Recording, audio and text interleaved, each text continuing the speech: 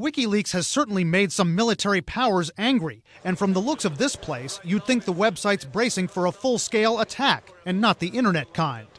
Welcome to White Mountain, a fortified data center in a Cold War-era bunker near Stockholm, Sweden.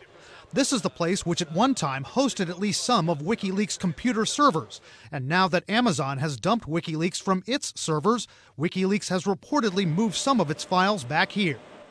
James Bond, watch out. That's Dean Nelson, chairman and co-founder of a group called Data Center Pulse, an association of data center owners and operators. Dean Nelson was granted access to White Mountain last year and took a video tour. I've got him on Skype right now.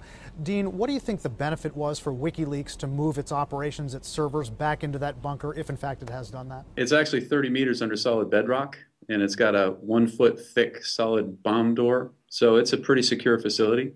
That's probably one of the primary reasons. The host for Wikileaks servers in this place is a company called Bahnhof. It opened White Mountain as a data center in 2008, and it hosts servers for other websites as well.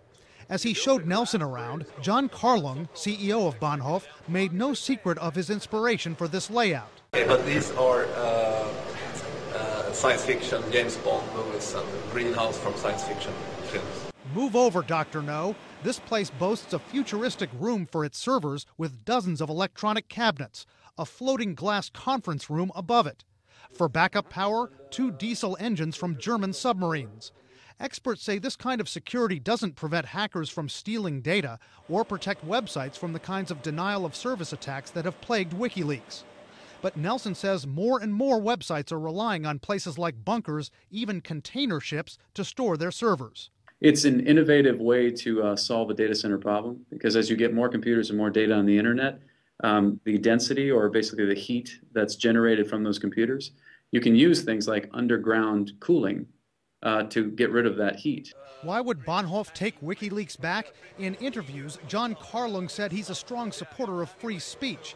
But a spokeswoman for the Senate Homeland Security Committee told us it's not out of the question that committee will bring some pressure on Bahnhof to kick Wikileaks out. Brian Todd, CNN, Washington.